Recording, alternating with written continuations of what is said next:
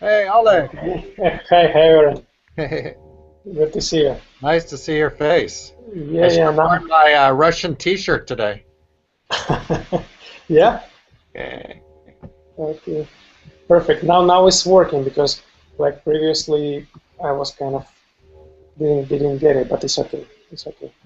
Hold on just a second. I need to see if we are broadcasting here. Perfect, perfect. Yeah.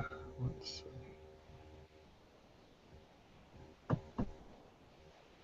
The first time I'm doing this Google Hangout, honestly. Yeah, it's actually pretty hard to. Yeah, to organize everybody, yeah. Yeah. And Let's see.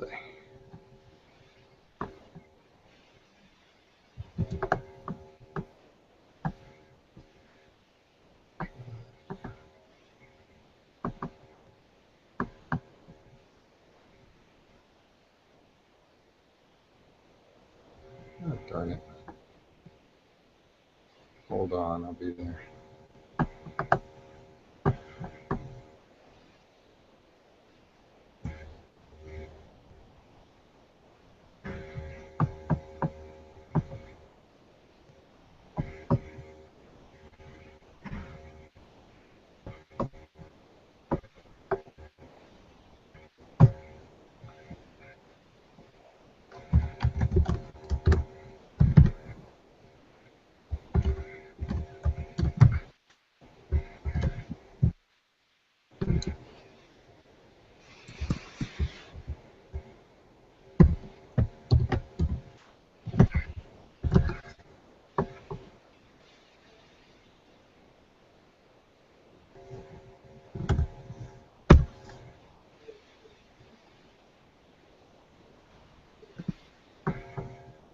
Okay.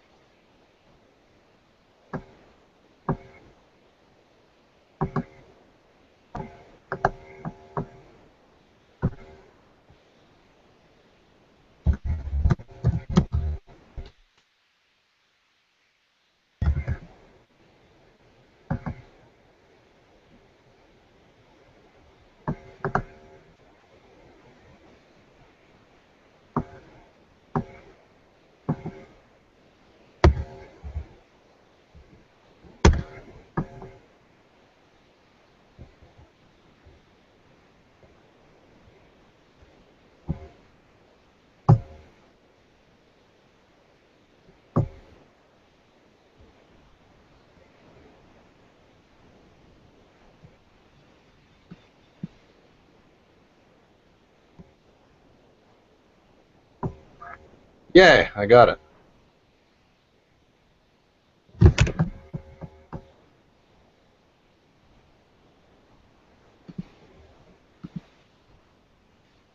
So tell me a little about your. Is that David?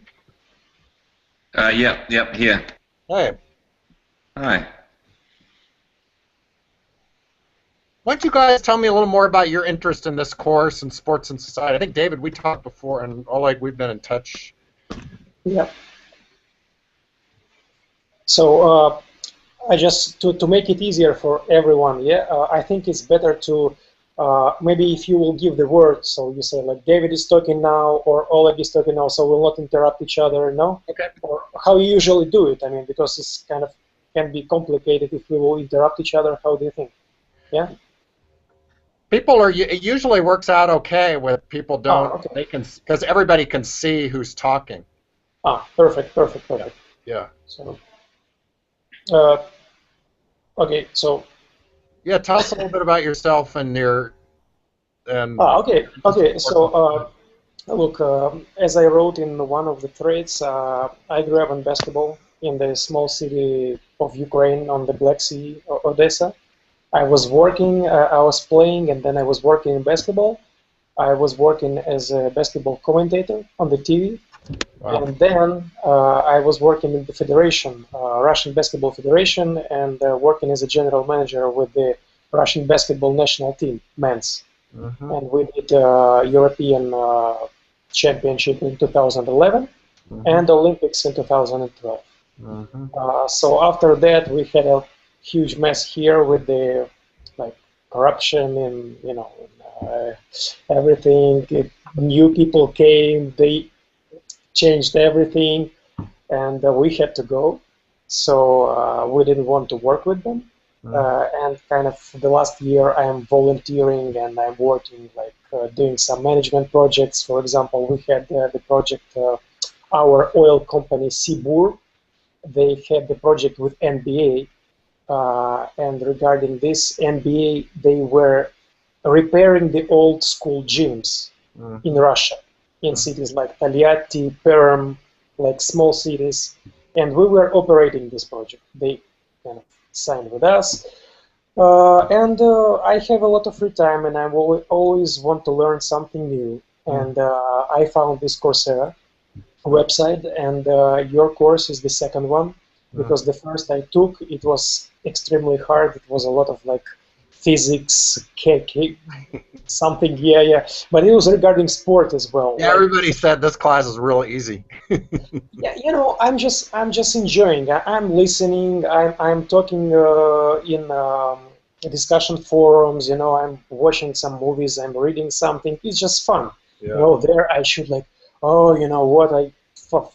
Remember all my biology lessons, Hmm. all my chemical lessons, physics, and I hardly passed that course. And honestly, I can't say that I enjoyed it. Yeah. So I honestly I find it very fresh. I find it opened my mind in some directions, Hmm.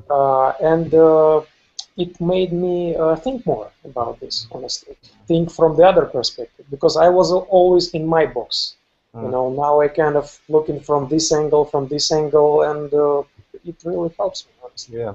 One of the things that struck me that I really love about teaching this course is has to do with what you were saying about the way that we stay in our boxes. And in particular, I've realized teaching this course how much our understanding of sports is bounded by what nation we come from. And so, from the U.S., you know about baseball. You tend not to know that much about soccer. You know certain histories and stories, and you don't know other certain histories and stories. And I was struck. This one student last time I taught the class said, "Well, you used the example for the Olympics and the kind of political manipulation of the Olympics of the Berlin Olympics in 1936, but what about the Moscow Olympics in 1980? What about which I'm sure were kind of Cold War theater of Soviet, whatever.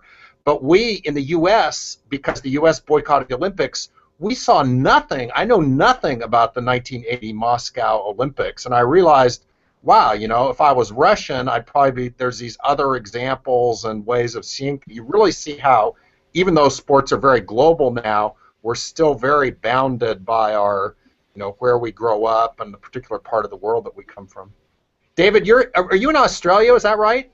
Yeah, I am, and I was just listening to what you said then, and it's interesting because I know during your course you brought up the two Afro-American guys giving the black signal when they stood up on the Right, right, podium. Well, right. for us in Australia, the other chap who was standing there was actually an Australian. That's right. Peter North, right? And he actually gave the same signal too, so he was in on it, I guess. But for us, that's a story that Australians know very well. But if you weren't in Australia, you probably wouldn't know that the other chap on the podium was an Australian. Yeah, totally. I actually Mm. just read he just died a couple years ago, right? And I read that John Carlos and Tommy Smith, the two guys who did the 1968 protest, flew to go to his funeral, which I thought was pretty moving. I guess they had I, stayed in touch all those I years. didn't know that, but that's a great story. Yeah, yeah. But yeah, I guess just in terms of my background, very quickly, I basically didn't. Sport was not anything that was a career for mine, or writing or anything else in that field. I was a corporate guy working for Time Warner. Hmm. I was always I come from a very strong family background of sport, and living in Melbourne, Australia. I don't know if you know much about Melbourne, Australia, but it's incredibly sports oriented. People that live here say it's the sports capital of the world, but we'll take that for, we may be a little biased.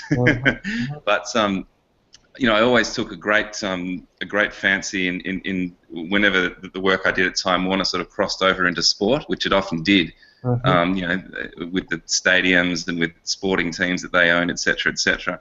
And then about 4 years ago, I actually had a bit of a health crisis and had to quit work for a while.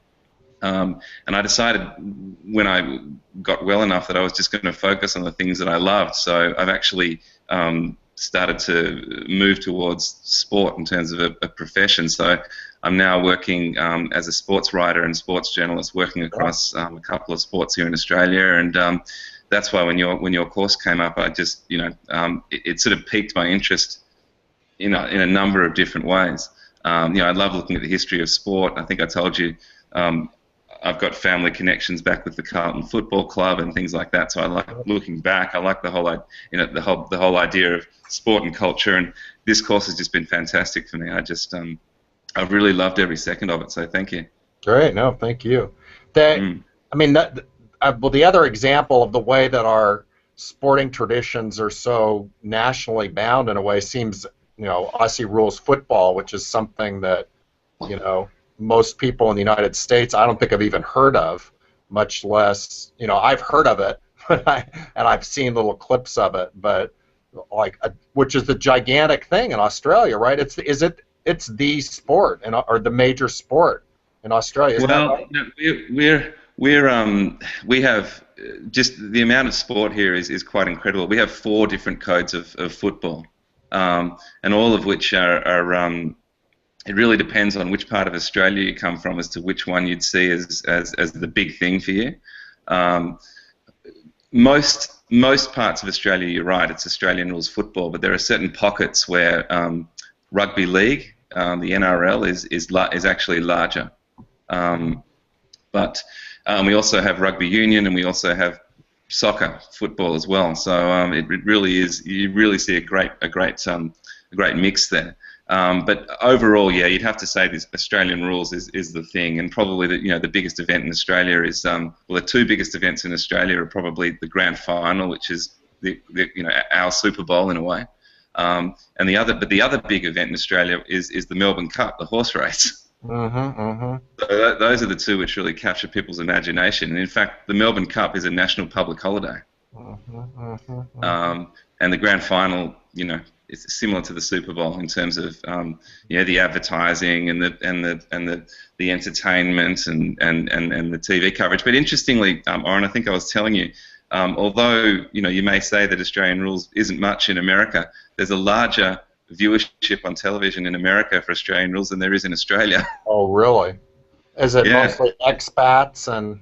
Well, no, it's simply down to size. I mean, simply the population of the US, the percentage of Americans that watch Australian rules on ESPN makes it larger than the amount of people that watch it in Australia. So, although it's relatively unknown, it's actually I think China and America is Australian rules' biggest audience. Yeah, interesting. You know, one of the questions that I always come away with at the end of this class is a kind of ambivalence that I feel about sports and the place that they occupy in the world now. And in particular, you know, I think I talked about this in the course, the way that over the last 100 years we've gone more and more from playing sports to watching them, from participation to spectatorship. And I think participation is still huge, obviously, but spectatorship is the thing that's grown really rapidly.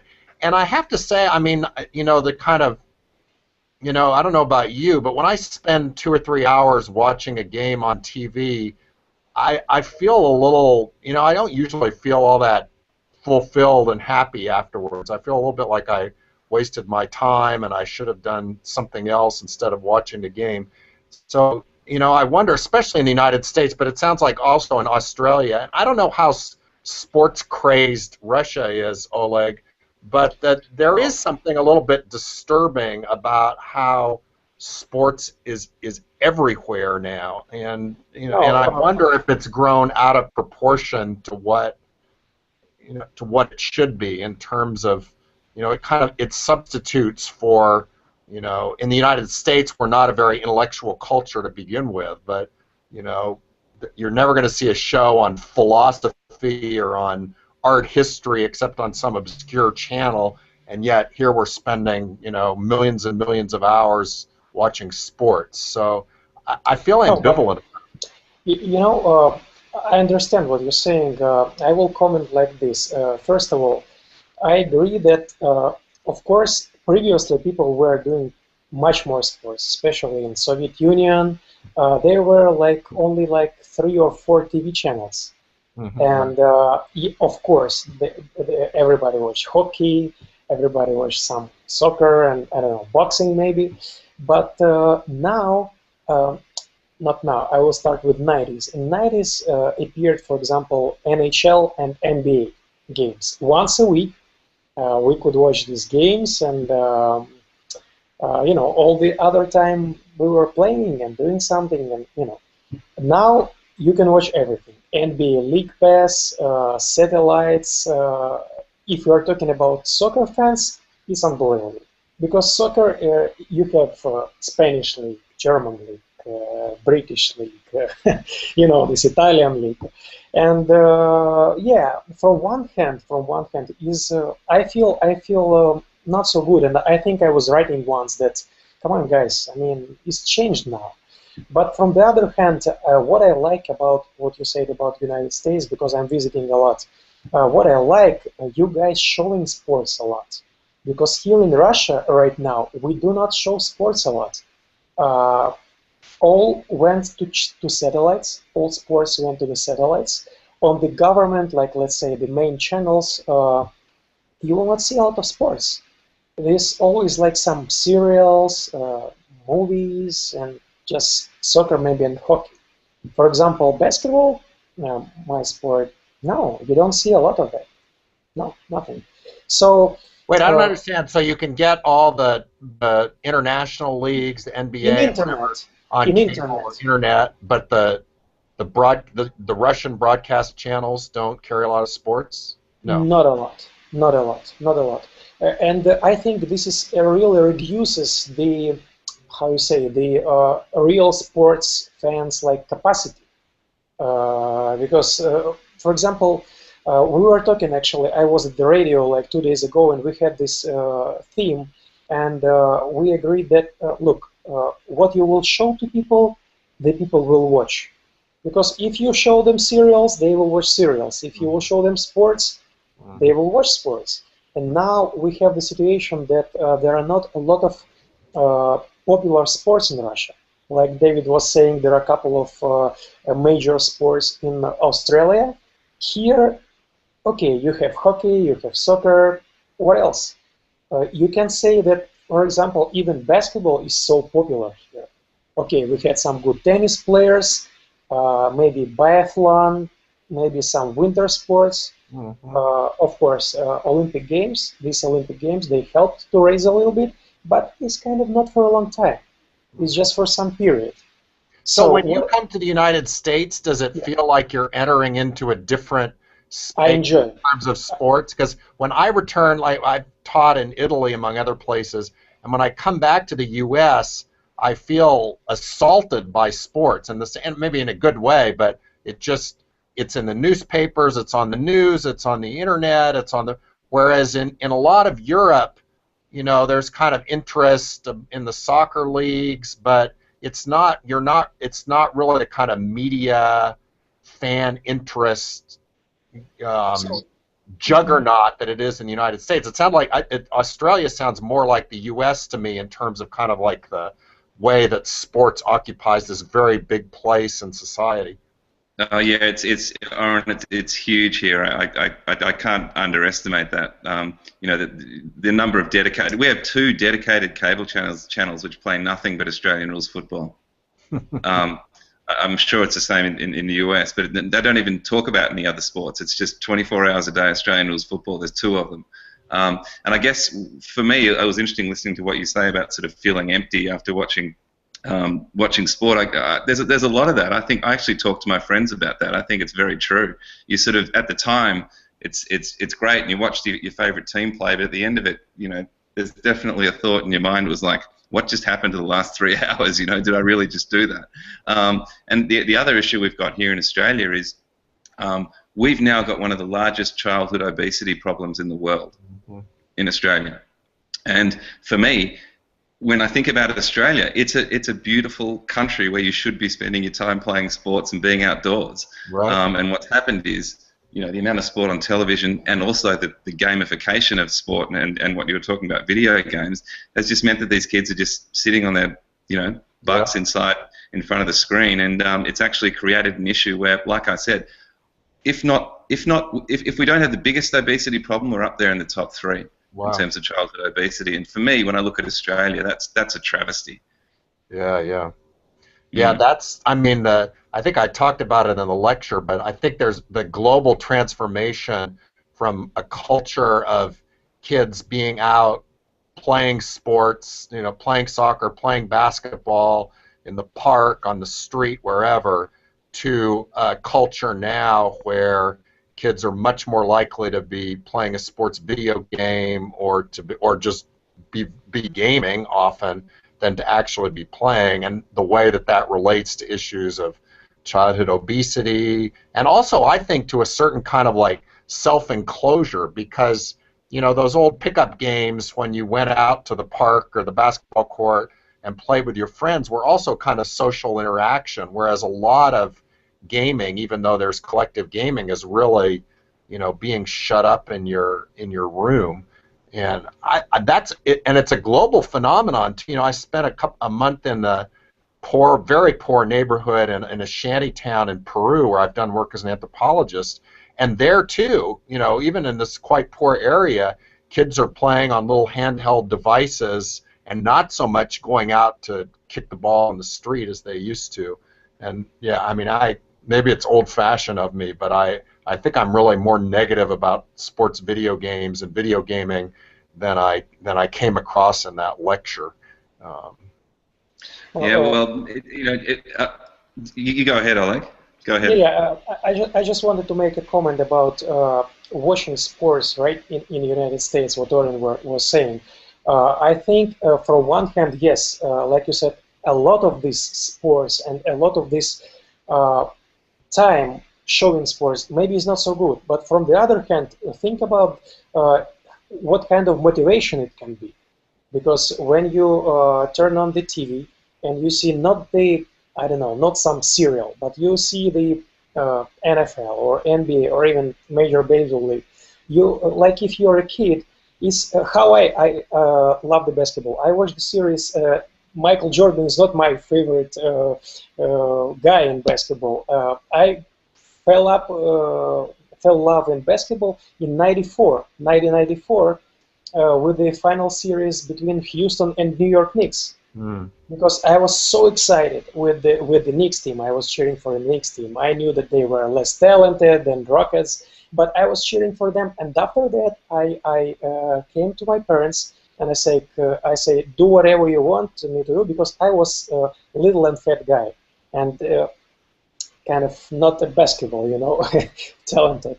So your point is that seeing the kind of mass media, watching sports on TV, inspired you to play them? Yeah. Exactly. Yeah, and I think it motivates. If you see this, it motivates you to go further with this. And I just think it's, of course, video games is some other nature, and honestly, nothing good with it. Nothing good I see as well. And I don't think it's old-fashioned, like you say about yourself. It's just the way of life. Again, the kids, what you teach them and what you try to give them, they will get it. If I know a lot of parents, and actually a lot of them are sportsmen, and they don't really care about the kids. They say, whatever, I give him the PlayStation, and the poor kid like sitting and playing. That's it. Take him out, and he will love it. And what I see, this has often been said about the United States. I'm curious about Australia, David, and also in Russia in relationship to this. But when we now have kids playing sports in the U.S., it's usually in organized leagues. So, for instance, the soccer is a gigantic youth sport in the United States. You'd never believe it by the quality of our national team, but it's all about you have one practice a week and then you play a game on Saturday. And this starts with kids 4 or 5 years old, and the same with basketball. And that's really the way that kids, most kids, are playing sports. They're doing it in this very regimented, so they go to practice and then there's a game. And there's not the whole informal culture of getting your friends and going to the park and playing at any time of day.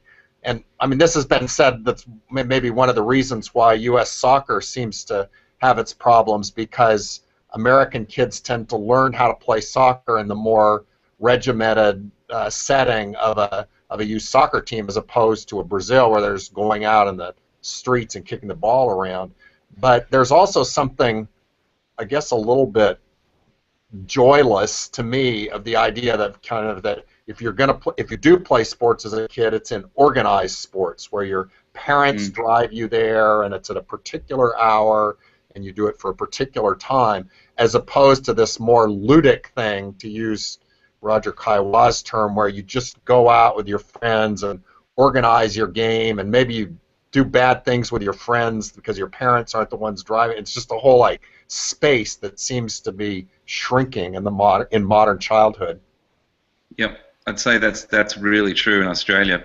In fact, I can take it one step further than that. There was a big discussion last year. We had the structured program for Australian rules for kids is called Auskick, and you sort of work your way through the various age groups. But there was a big discussion last year because Auskick wanted to actually, at a young age, at the lower age groups, they actually wanted to remove the ability to win or lose.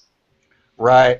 So that they wanted to sort of structure the rules in a way that everybody's happy and there's no winning and there's no losing, and there was a big outcry about that because the structure became so much that it was for me, kids have got to learn how to win or lose. Like I agree. You can understand how that discussion sort of came up, but it became a real talking point.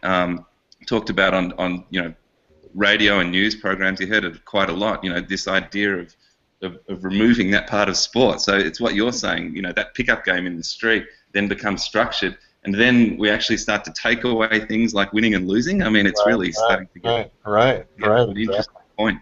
Also, one quick...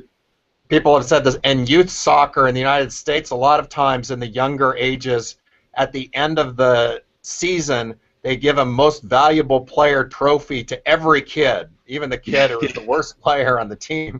And it's the same kind of like protecting children from the messiness and evil of the world. And you see that in children's books, because I have a 2-year-old, so I'm reading these children's books, and all of the new children's books are there's no death and there's no blood and there's no scary things. But then if you go and get the old children's books, the Mother Goose or the Brothers Grimm, there's kids being cooked alive and giants who rip the heads off of kids and kids need to, I don't think we do any favors to children when we protect them from what the world is like. And I actually think children are a lot better at processing. There's a kind of condescension towards children and trying to eliminate the idea of winning or losing, or that there's blood and death in the world. I mean, kids can and need to figure that out for themselves. Yeah, it's very strange. Sports without competition. If they don't figure it out when they're kids, they're going to get a hell of a shock when they start becoming adults. That's right, exactly. Yeah, the world is not a nice place all the time. That's right. Then, look, one thing I also wanted to mention before we go off the gaming topic, we recently had a huge news event here in the sports where the single biggest name in rugby league, a guy called Jarryd Hayne, has actually quit rugby league, quit a huge multi-million-dollar contract, and decided to try his hand in the NFL. With no contract, no nothing with any of the teams. He's literally just torn up his contract here and taken off for the US to see how he goes. But the interesting thing was in his big press conference, he was asked about his prowess at American football, and he actually talked about how good he was at the video game. Yeah.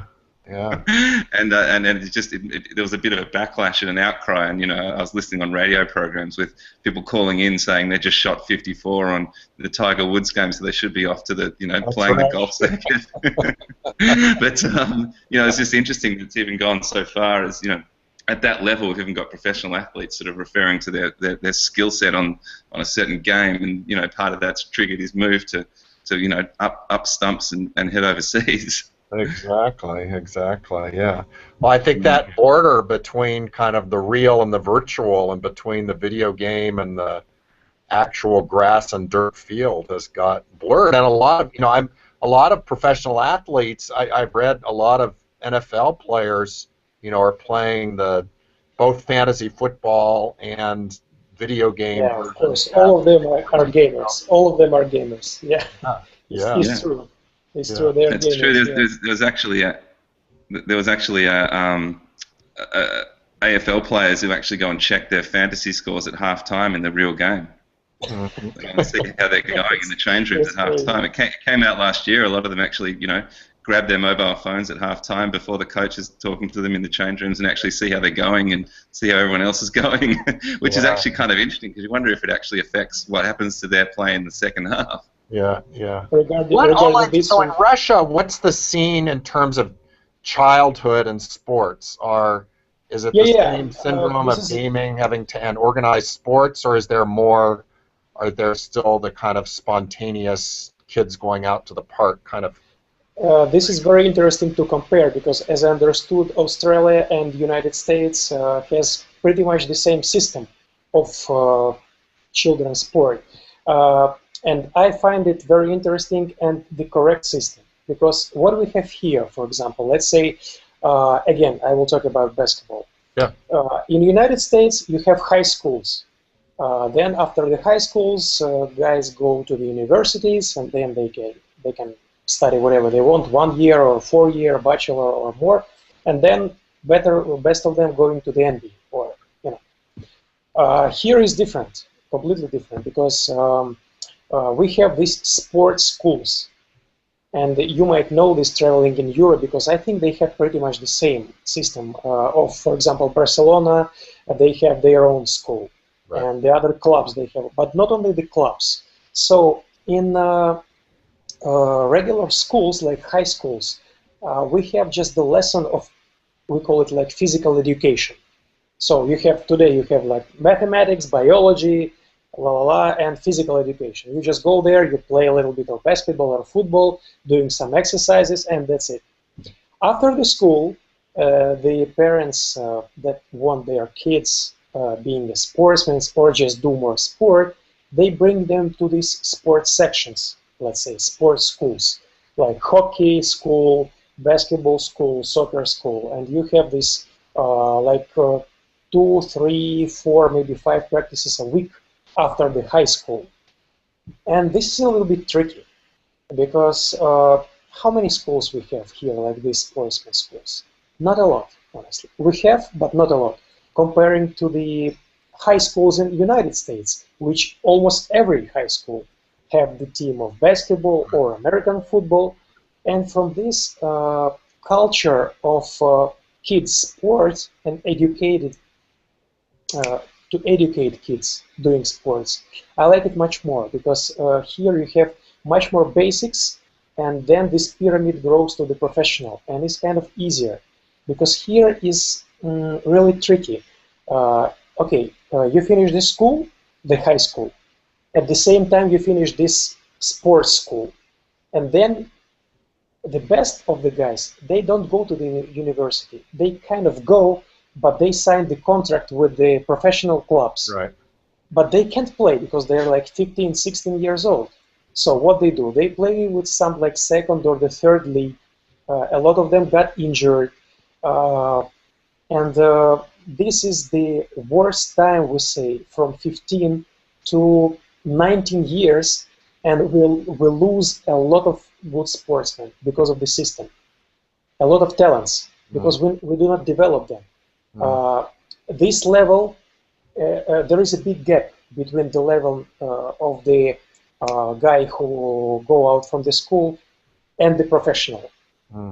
So this gap is not filled with is filled with nothing. Yeah. There are some leagues like semi-leagues and la la la, and it's just in general. And regarding your question, we have pretty much organized this all these kids tournaments. We have a lot, and there are a lot of good tournaments, but all of them is all regarding these sport schools, not the high schools.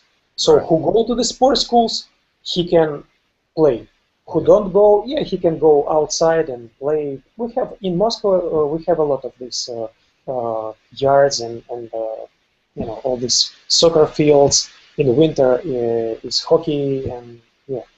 Well, actually, I'd like to hear from you about this, David, because I've often thought that United States was unique in the sense that at the high school and college level, sports is a gigantic thing, and so that you have teams, and now even high school basketball games are on ESPN, and certainly college sports are a gigantic thing in the United States.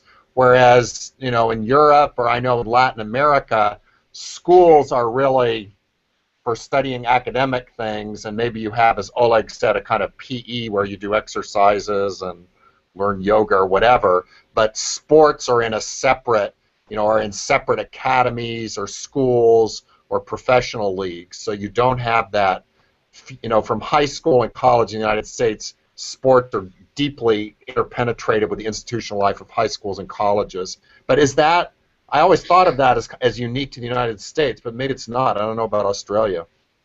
Oh, look. In Russia, nothing of that. Just nothing. We don't have college sports. Nothing. Right. Yeah. There's nothing. That's a small comment. Yeah. In Australia, it's somewhere in between. I mean, it's nothing like the level that we see in the US. Absolutely nothing like it. But there is certainly a pretty strong following. Sport is incredibly integrated into what happens both at high school and then university level. Particularly at high school, I'd say even more so than university. The school that I went to, sport was everything. If you were a good sportsman, you were top of the pile in my high school.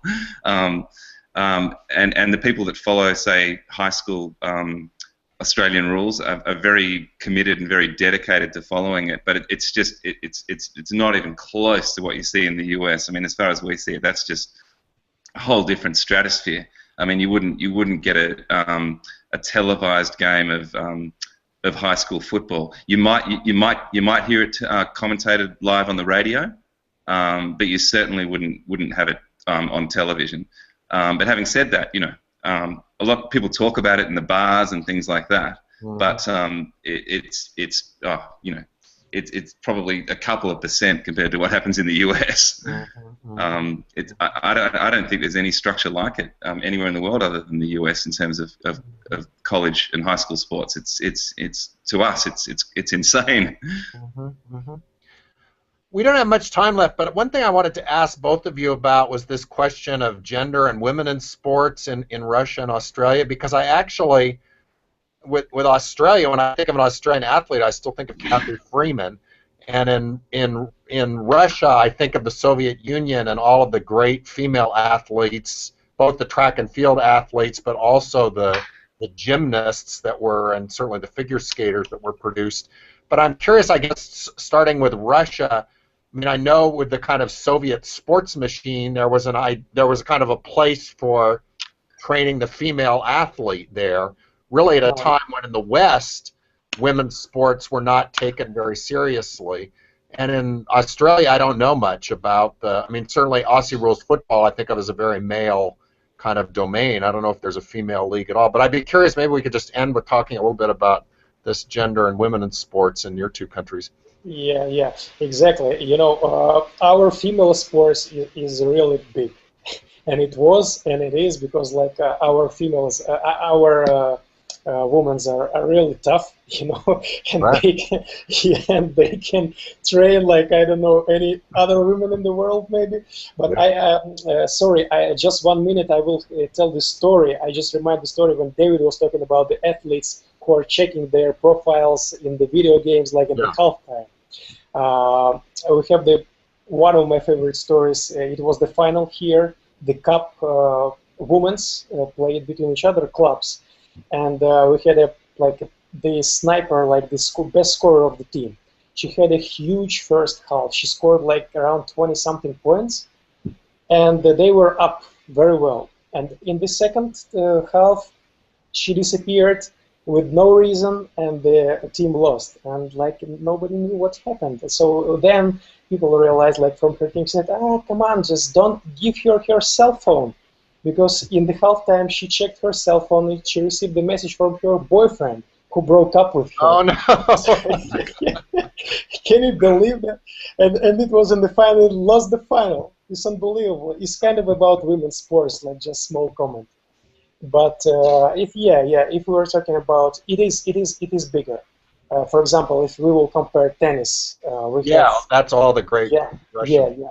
And the basketball. I mean, our basketball team, after we did good in Olympics in 2012, we got bronze. After that, no. Our team, men's team, is level like under the floor. Let's say very down. Women's are good. Women's are still good, and not only basketball. If you will see a lot of sports, it's a very good phenomenon to discuss, and I don't think we have a lot of time right now for that. But I would say our women's may be more men's than men's.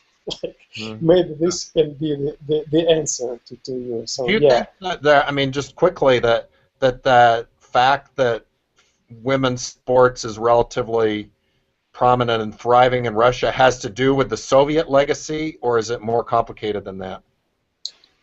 No, I don't think so. I think even before Soviet times, kind of women in Russia, they were always having a lot on their shoulders. I think this is go deeper in history.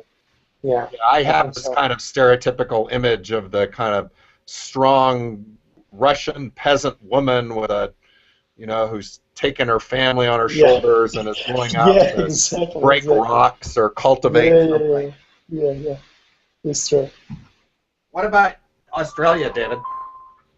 It's certainly in the last few years, women's sport in Australia is certainly gaining more and more attention. In answer to your question, there actually is a women's Australian rules league, and interestingly, our season's just finished, but in that season, some women's matches were used as curtain raisers to some of the big games, and they actually garnered a bit of attention. In fact, there was what we call a mark, which is when somebody, when you may have watched a little bit of Australian rules, when somebody sort of flies up on top of a pack of players and grabs the ball, and that's seen as one of the big highlights, and what, great photos you see of people high up. A woman actually took an absolutely fantastic mark during one of the curtain raiser games, and that photo became like almost as popular as some of the stuff that the men's did during the course of the season, and that was a real breakthrough that we were starting to see sort of highlights and highlight packages of the women's league, which was a real first.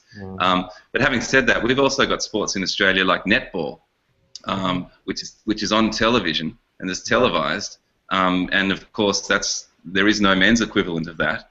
Certainly not at a professional salaried level.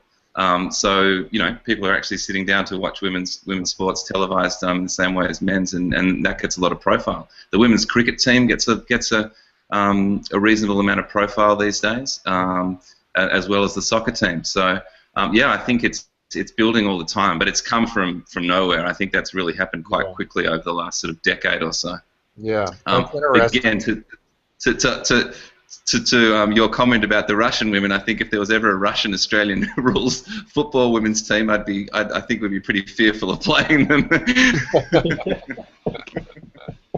Yeah, I wonder about women's sports because, as you said, David, it's women's sports the growth of women's sports is in some ways a relatively new development. So one would like to be hopeful and say, well, we've come part of the way, and one would like to see something more like equal opportunities and and media coverage and so forth. But it feels like in the United States we're a little bit stalled right now. I don't really see, some of the new women's leagues that have started up have failed or not been very successful, and the sports world feels very dominated in the United States by these kind of very male endeavors like the NFL and baseball and the NBA, and it doesn't exactly feel like, it sort of feels like the kind of feminist revolution in sports has stalled out a little bit in some way. No, Orin, just one quick comment. Your women's, the basketball players, they earn here in Russia right.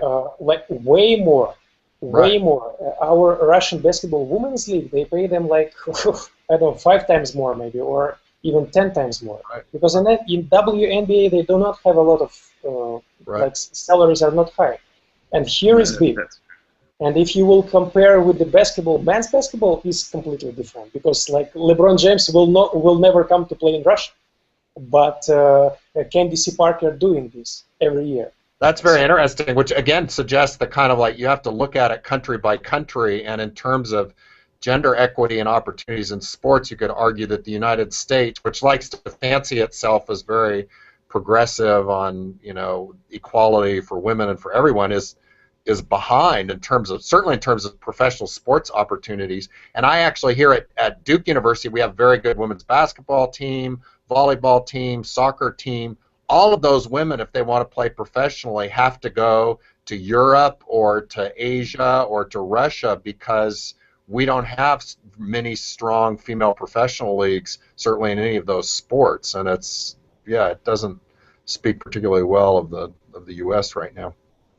And this has been fun, guys. I've really enjoyed this. Thank you so much for sharing your insight. I like these global conversations. Thank you. Thank you. No, thanks for making this time. Okay, we'll keep in touch. Okay, take care.